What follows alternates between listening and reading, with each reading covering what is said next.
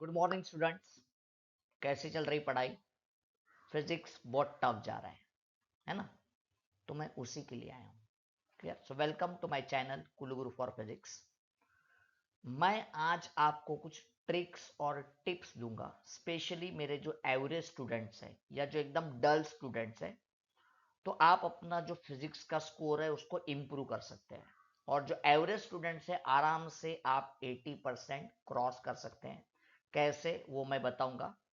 तो पहले हम लोग जो स्ट्रैटेजी है वो बना लेते हैं, और बाद में डिटेल्स में जाएंगे। तो ये मेरा पूरा सीरीज चलते रहेगा, और 12th एंड 13 फेब को मैं लाइव आ रहा हूँ।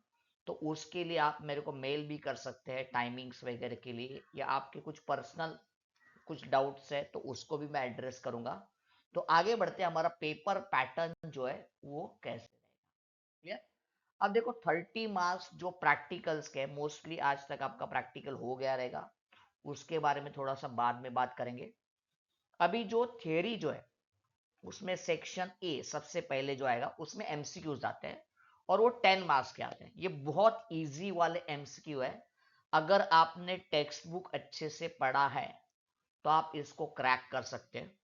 और अगर आप एंट्रेंस के स्टूडेंट्स हो तो ज्यादा बड़ी बड़ी बातें मत सोचो, नहीं तो गड़बड़ हो जाएगा। ये बहुत ही सिंपल एमसीक्यू रहते हैं।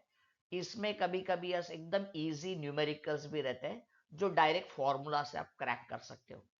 तो ये आपके 10 मार्क्स है, और शॉर्ट आंसर है वो आपके 8 मार्क्स के। तो टोटल मिला के आपके 18 मार्क्स हो गए।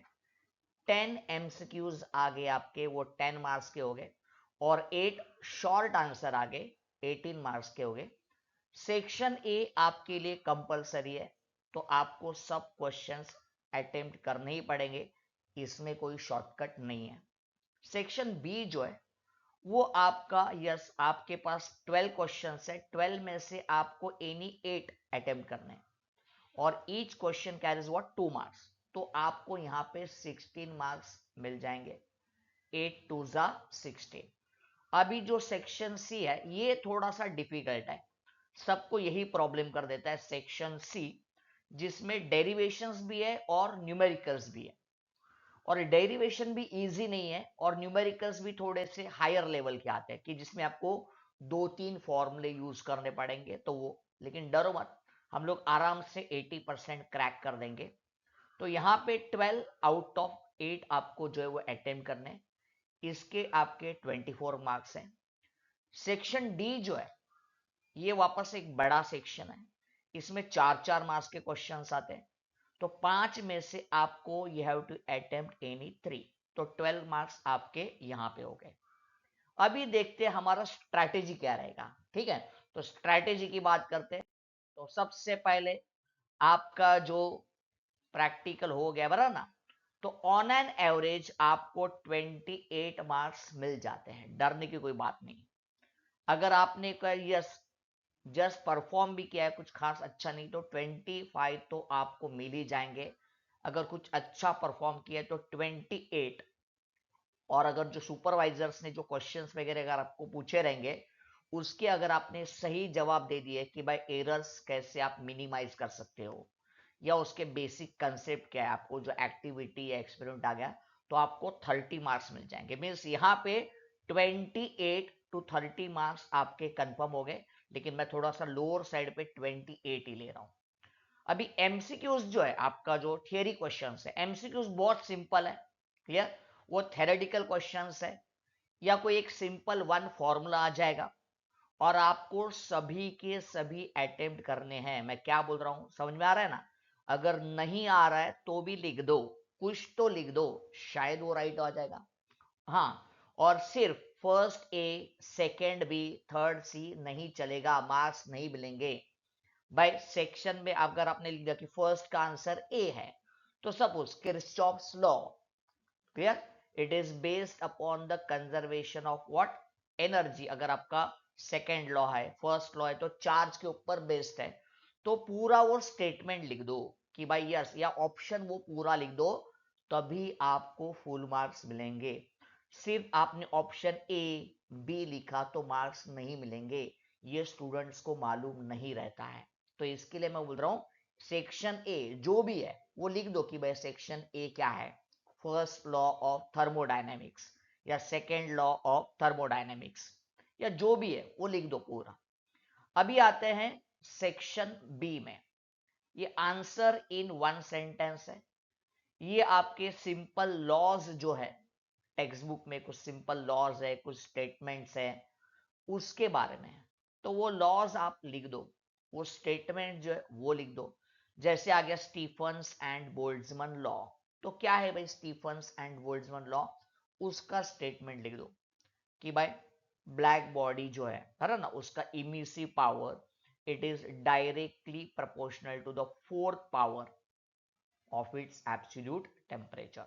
हाँ, और आपके जो स्टेटमेंट है वो आपका जो गवर्नमेंट टेक्स्ट बुक है ना वैसे ही आना चाहिए, खास करके लॉज और जो स्टेटमेंट है तो वो कर दो। तो ये आपका जो 8 क्वेश्चन है आप अटेम्प्ट कर दो उसको बहुत अच्छे से, ठीक है। तो आंसर इन वन सेंटेंस ये आपके 8 मार्क्स हो गए। 8 और 8 प्रीवियस वाले, अगर 10 में से 8 ही राइट आ गया तो 8 और 8 16 हो गए। 16 और ये आपके 28, तो 28 प्लस 6 34 और वो 10 44। तो आपके 44 मार्क्स आ गए। मतलब एमसीक्यू अगर आपने ठीक से क्रैक किया तो जो बच्चे पास नहीं होने वाले थे वो भी पास हो गए। तो पासिंग का टेंशन अभी निकल गया।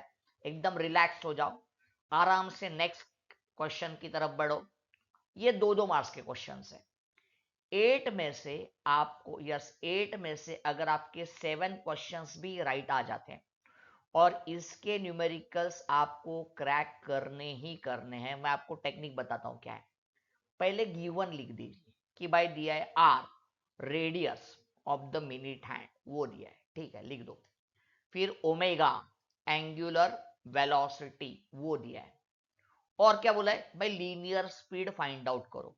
v आपको फाइंड आउट करना है, मींस r दिया है, ओमेगा दिया है। तो ऐसे सिंपल टाइप्स के रहते हैं। तो जब आप गिवन देखोगे और क्या फाइंड आउट करना है वो देखोगे तो आपको पता चलेगा कि वो दोनों को कनेक्ट करने वाला कोई एक ही फॉर्मूला है, बस सिंपल इतना सा काम है। तो इमीडिएटली वो आपको स्ट्राइक हो जाएगा। क्लियर?